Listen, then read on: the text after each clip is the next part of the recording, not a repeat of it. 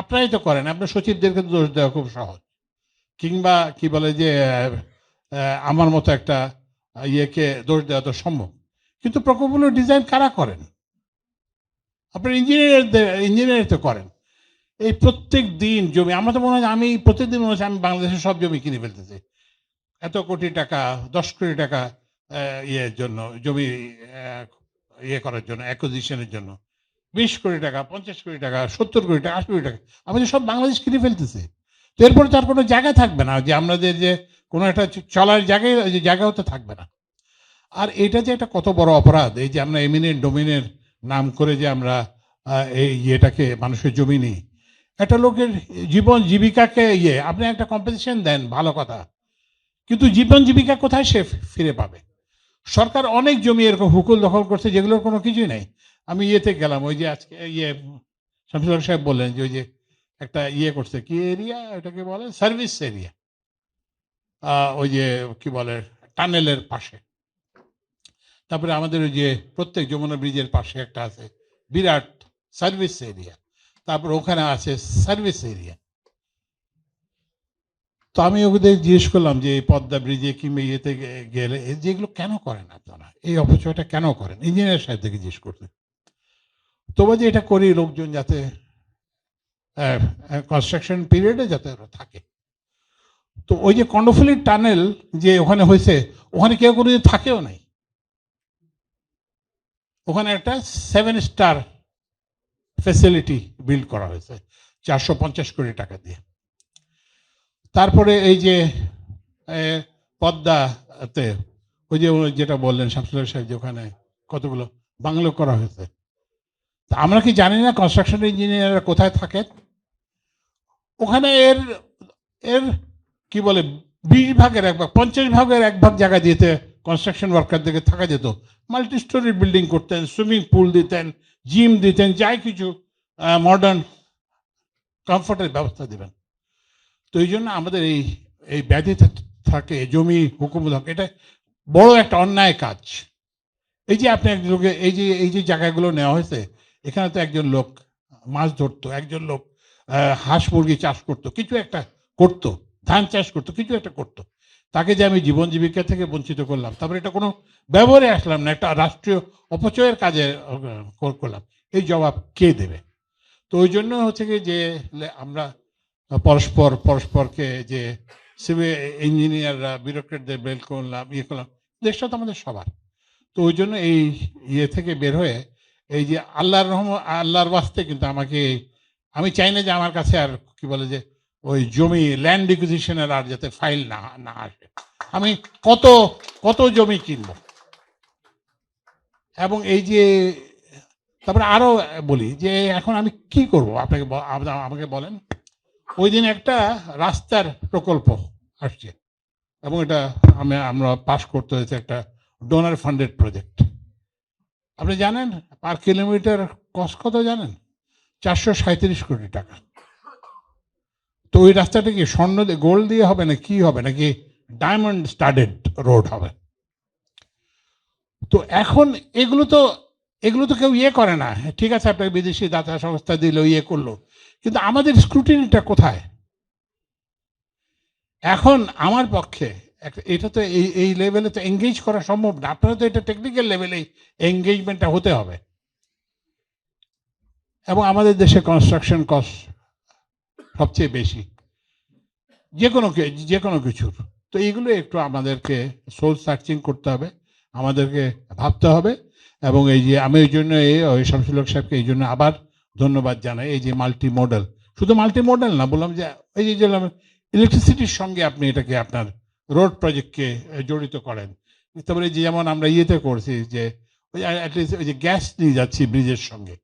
তো ওই জন্যই আমাদেরকে এই মাথার মধ্যে এটা ঢুকতে হবে যে আমরা কোনোভাবেই কোনো অর্থেই আমরা কোনো বড় লোক কিংবা ধনী নই। আমরা ল্যান্ডে ধনী নই, আমরা অর্থ সম্পদে ধনী নই, কোনো কিছুতেই আমরা ধনী নই। আমরা অ্যাকচুয়ালি দরিদ্র, মানে খুব ভদ্র ভাষায় বলতে গেলে আমরা দরিদ্র। সেই দরিদ্রের মানসিকতা থেকে, দরিদ্র যেরকম অনেক রকম করে জীবন যাপন করে, যে চলতে হয়, আমাদের কিন্তু সেই ফিরে আসতে হবে। এই যে পদ্মা রেল লিঙ্ক হয়েছে, এখন তো আবার বিপদ, গেলেই একটা পাওয়ার পয়েন্ট প্রেজেন্টেশন দেয়, ওটা খুব অনেক কিছু থাকে, এই প্রকল্প কত টাকা, কখন এটা ইয়ে হয়েছে, কখন এটা অ্যাপ্রুভড হয়েছে, কি হয়েছে। তো আমি গেলাম, আমাকে পদ্মা সেতু রেল লিঙ্কে তো বিরাট প্রেজেন্টেশনের সামনে ভালো খাওয়ার দাবার।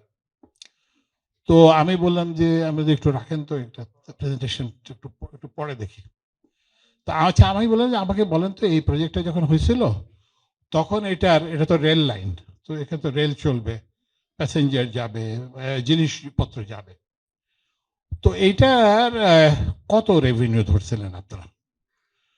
তো ওরা সব একজন দিকে চায়, এক ইঞ্জিনিয়ার আরেক ইঞ্জিনিয়ার, এক আরেকজনের দিকে চায়, ওই সচিব আরেকজনের দিকে চায়, তো ওরা কেউ জানে না। তারপরে দেখেন, আমি কাগজটা দেখে আসছি, ডিপিপিটা আমি দেখে আসছি, তো আপনাদের এখানে নির্ধারিত ছিল প্রতি বছর আপনারা 1500 কোটি টাকা পাবেন। তাই বলে যে, তারপরে ওরা তো একটু ইয়ে হলো। তারপরে আমি বললাম যে আচ্ছা, 6 মাস তো হয়ে গেছে এই প্রজেক্ট থেকে, আপনারা কত কোটি টাকা পাইছেন, কত টাকা রেভিনিউ? বলছে 37 কোটি টাকা। 15 কোটির জায়গায় 37 কোটি টাকা, 6 মাস। তখন একটু কনস্ট্রাকশন একটু বাকিও ছিল, তো আমি বলে ঠিক আছে, 37 দুগুণা 70, যাই, তারপরে 74, তো ঠিক আছে, নাহলে ধরেন আরো একটু জেনারেস হলেন 100, কারণ নতুন রাস্তা হয়েছে, এখনো তো লোক খবর পায় না, খবর পাবে 100 6 মাসে, সরি, তাহলে 100, কিংবা ধরেন আরো জেনারেস 200 ধরলেন, যে আপনি 200 পাবেন। তো আপনি 1500 কোটি টাকার যদি আপনার রেভিনিউ এস্টিমেট হয়, আর আপনার যদি অ্যাকচুয়াল রেভিনিউ যদি 1/7 হয়, তাহলে তো আপনার প্রজেক্ট কস্টও 1/7 হওয়ার উচিত ছিল। এইগুলো মানে কি বলবো, আমি মানে খুবই আমাকে খুবই পীড়িত করে, মানে এগুলো যখন দেখি, যখন জানতে পারি, তখন পীড়িত বোধ করি এবং অসহায় বোধ করি। অসহায় বোধ করি এখনকার জন্য, এখনো তো আমরা সেটা থেকে বেরোতে পারছি না। আমি বারবার বলি যে এই যে জমি ইয়ে করবেন না, কিন্তু প্রত্যেক দিনই আমি, এমন কোনো দিন যায় না যে আমি 4টা কিংবা 5টা জমি, কি বলে যে ল্যান্ড একুইজিশনের কস্ট আমি অ্যাপ্রুভ করি না। আমি ওই জন্য খুব দুঃখ বোধ করি, নিজেকে খুব ছোট মনে হয়। তো ওই জন্য আমরা আরেকটা জিনিস যেটা আপনারা বলছেন যে আমরা ওই যে নেতৃত্বে ইয়েদেরকে আনি না, তো এখন হচ্ছে কি, নেতৃত্বে আনার তো এমনি একটা সমস্যা আছে, ব্যুরোক্রেটিক রেসিস্টেন্স আছে।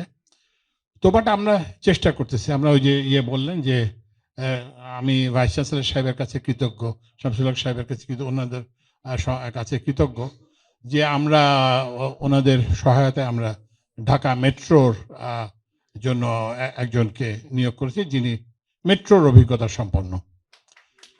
তো এরপরে আমরা আরেকজনকে আমরা এখন চেষ্টা করতেছি, যাকে আমরা আনার জন্য, যিনি কি বলে যে আমাদেরকে ব্রিজ এবং আরবান ইনফ্রাস্ট্রাকচারে আমাদেরকে ইয়ে করবেন, মানে এইখানে নেতৃত্ব দেওয়ার জন্য আমরা একজন খুব নাম করা ইঞ্জিনিয়ারিং বিশেষজ্ঞকে আনার জন্য চেষ্টা করব।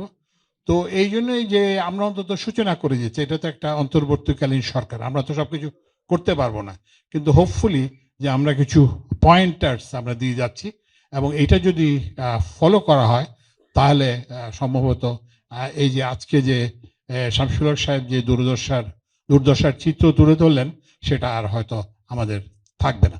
তো আপনাদের সবাইকে অনেক ধন্যবাদ।